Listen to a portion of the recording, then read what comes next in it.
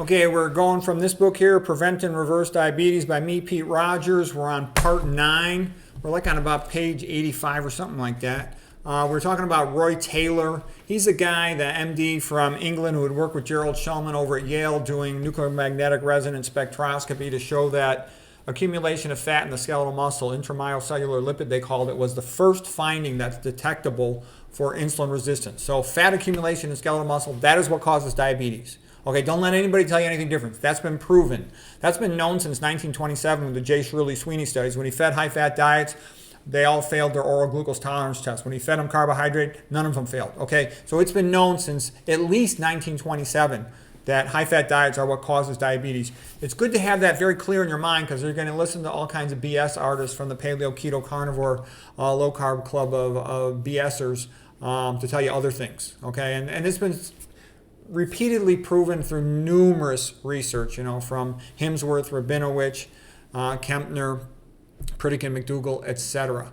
Okay, so anyways, and then I said here, I quoted the Bible. I said from 1 Peter chapter 4, verse 8, above all, love each other deeply, for love covers a multitude of sins. Use whatever gift you have received to help others, okay? And then the corollary to that in nutrition is eat low fat, okay? The vegan version, above all, eat a low-fat vegan diet to cover a multitude of earlier dietary sins. And also, you're not just trying to prevent a disease. By the time you get to middle age, if you've been eating a sad diet, you're trying to redeem yourself. You've already done damage to your health, your internal organs, okay? All right, I'm going to show you a couple papers here. Here's a paper about aluminum, which is in your tap water, which is in deodorants, which is not only toxic to your pancreas beta cells, causing beta cell necrosis, increasing your risk of diabetes, is also estrogenic. It's a metalloestrogen. So aluminum is toxic. It's a brain toxin too. It's a neurotoxin. So here's just one paper showing aluminum causes beta cell necrosis. Great! In your drinking water. That's why you got to have reverse osmosis in your kitchen. You should. You really should. If you're going to, for any of your cooking or drinking, you want that. It also causes leaky gut, so it increases your risk of all those autoimmune diseases. It's bad. Okay. All right, let's see here. What's this? Artificial sweeteners on insulin resistance. So artificial sweeteners, they trick your pancreas and it'll release excessive insulin, and then the cells will protect themselves by developing insulin resistance. So they're also bad. They also increase your risk of diabetes type problems by causing insulin resistance. All the artificial sweeteners are bad, every single one of them. You don't want to use any of them. They all stink for health. Adding salt to meals as a risk factor for type 2. When people add salt, sodium chloride, they eat more, and that's going to increase their risk for diabetes. They get vasoconstriction of endothelial nitric oxide synthase. They make less nitric oxide, meaning you can't open up the muscle capillaries, so the insulin and the glucose can't get into those capillaries, so it can be handed over to the muscle for making glycogen. So it will also cause increased insulin resistance. Okay. A lot of people don't know that, but salt increases insulin resistance.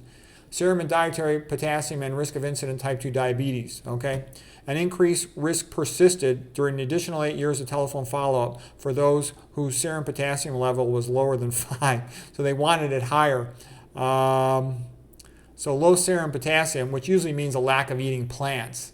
Okay, hypokalemia was associated with dysglycemia.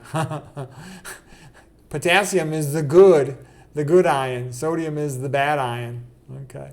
Where do you get P for potassium, P for plants? Because it's P for intracellular. We talked about that before in my mitochondrial lectures. Potassium is the intracellular ion. When you eat whole foods, you get the potassium because it's inside the cells. A good food will be high in potassium, low in sodium. Processed food is the opposite, high in sodium for flavoring and preservative, and low in potassium because everything's been ground up. There are no intact cells. Okay, associating the dietary salt and its sources with hemoglobin A1C in patients with type 2 diabetes. Reducing intakes of total salt and salt from salty foods, processed foods, was associated with decreasing hemoglobin A1C. So the point of all this is sodium chloride is a risk factor for diabetes.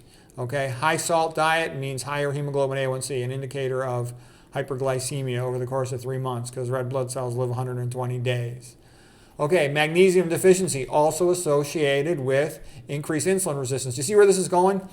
The bad stuff that comes from processed food, like lack of dietary fiber and oils and increased sodium, all increase diabetes risk. Whereas the good stuff that comes from whole plant foods that are low in fat, like potassium and magnesium and nitric oxide, they all lower your risk of type 2 diabetes.